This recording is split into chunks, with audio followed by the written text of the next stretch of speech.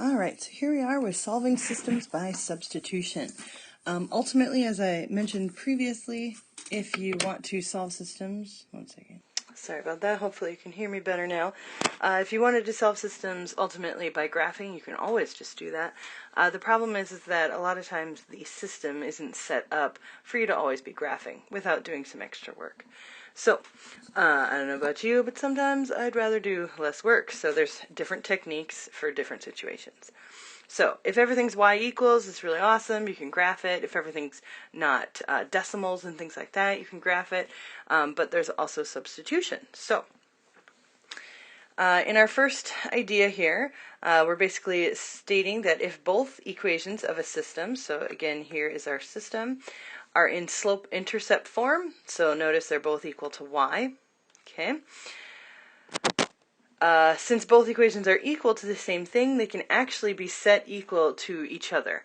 So that's a very interesting thing. So again, this is equal to y, and this is equal to y, and so if y is the same thing because it's in the same system, if we just, it's called a transitive property, but if we take out those y's and then just set them equal to each other, that means that we now have something we can solve, right? We have 1x and 3x's, and we can move things over.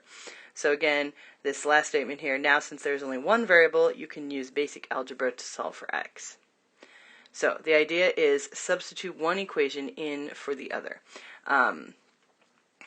So technically the idea would be that if you had y equals 3x, we're taking out this y and putting in x minus 2. So you're kind of replacing or substituting that piece in. Alright, then after you get your variable, you do have to plug that x back in order to get your y. So for instance, if we solve this and realize that x equals, where's my pen? -1, the solution, of course, is not just -1, right? We need another number. And so we'd plug it back in up here and realize that it's 3 times -1, and so that means -3. So again, you got to plug in your x in order to get your y. Alright, so here is kind of our idea, and then notice here the statement that we just talked about. Plug in your x to find the y value of the solution. So, oh, it turns out they actually want you to solve this one. Hey, sorry about that. So, again, what I'm going to do is basically take this thing that already equals y and plug it in for the y in the other thing. So we're just substituting that in. So our substitution becomes 3x equal to x minus 2. That means that there's technically 1x here, and so I'm going to move it to the other side. It's a positive 1x, so I'm going to subtract a 1x over. If I subtract that 1x, those cancel, and we're left with -2, and then over here a 2x. Then we can divide everything by that multiplier, which is 2, and then we get our x of -1. So again, we get our x of -1, super, but then that y of -3 comes from plugging it back in. So plug back in.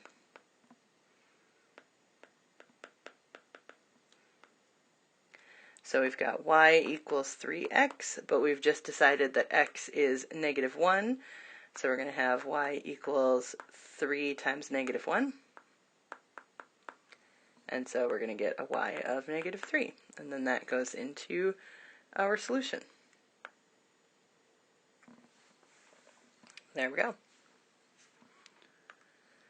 So again, kind of thinking of what we were doing before with graphing, depending on how fast you graph, or if you have accurate graph paper, whatever it is, this technique might be easier. Alright, so this next one, we're going to solve the system just like we did in the previous one with substitution. The problem, of course, is that one of the equations, this one right here, is not yet y equals, and so we need to take the time to put it in that slope-intercept form. So I'm going to take this positive 4x and move it over to the other side of this equals, and that will allow me to have y equals -4x plus 6. This is a positive 6. And so now I have the two equations equal to y. And then remember that you're basically taking one of them, since they're both equal to y, and putting it in to the other one as its y. So we have x plus 1 and that's going to equal negative 4x plus 6, substituting it in. So we have 1x and negative 4x's, so I'm going to go ahead and add that 4x over.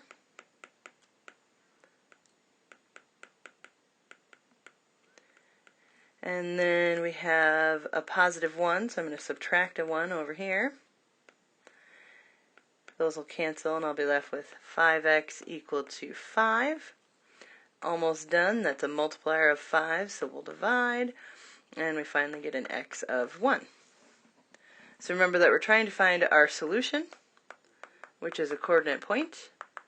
And so far we have that it's 1 comma something. We don't know what the other piece is. And so how do we get that other something? We take this 1 and plug it in for the x here. It doesn't matter which one you put it into, but that one was closest. So negative 4, and then we've got our 1 that we're plugging in, and then plus 6. Oops, that's a 4. Alright, and so if we multiply out, our negative 4 times 1 is negative 4, and then negative 4 plus 6 is 2, and so that becomes our y value. Alright, so there we are. Again, the process of substitution. Make sure they're both equal to y, set them equal to each other and solve for x, plug the x back in to get your y. Alright, so of course we're going to do a little real life, if you will, scenario. So apparently Jenna is deciding between two cell phone plans. The first plan has a $50 sign-up fee and a cost of $20 per month. Alright, the second plan has a $30 sign-up fee and a cost of $25 per month. After how many months will the total cost be the same? So again, one of the companies, the first plan is $50 and then $20 per month. And then the other one, the second plan, is $30 and $25 per month. So we want to know, when will they be the same, what will that cost be, and if Jenna has to sign a 1-year contract, which plan will be cheaper? And so remember that a 1-year contract would mean 12 months. Alright, so they want you to write an equation for each option and let t represent the total amount paid and m represent the number of months. Alright, so looking for a system here, we've got t, the total amount that they're paying, and for option 1, or this green one here, we've got 50 plus 20 per, remember per means multiplying, per month. So we've got 50 plus 20 per month. They're using m's here. The next one, we've got 30 plus 25 per month.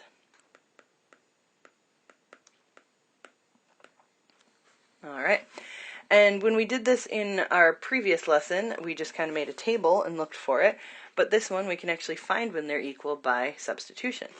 So I'm going to go ahead and plug the 1 in for the other and get 50 plus 20m and set that equal to 30 plus 25m to solve. If I solve for m, that's going to be the number of months until the plans are exactly the same price. So, let's see, I'll take my m's and move them together first. So I'll subtract this m over here. I like to keep the numbers positive. So we've got 30 plus 5m, and then those cancel to leave us with 50. And then we have a positive 30, so we'll subtract that over and get 20. Then we'll divide by our 5 here and get the fact that at month 4 they'll be the same price.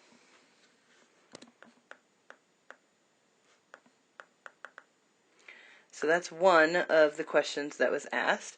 After that, they wanted to say, what will the cost be at month 4? So we do have to plug that back in. We can plug it into either one.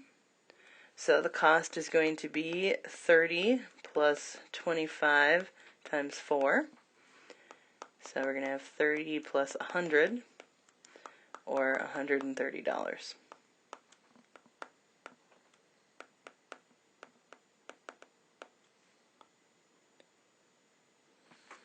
All right, then there's two ways of kind of figuring out what's going to happen after a year. But you can always just plug in a 12 and see what happens, or you could go ahead and kind of get the idea of which one's cheaper to begin with until 4 months. So I'm just going to plug in 12 for both of them. So in this first one here, I'm plugging in an m of 12, and it's into the equation 50, let's see, 50 plus 20m.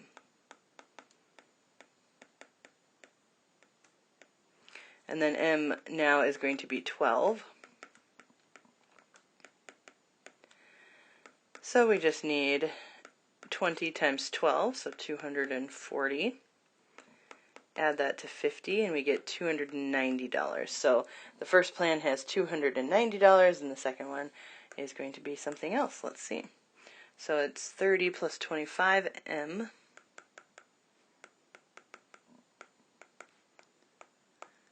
And we're going to plug in a 12. So we're going to get 30 plus, what is that, 300? And so it's $330 for the second plan. So which one is going to be cheaper for a year? The first plan is cheaper for a year.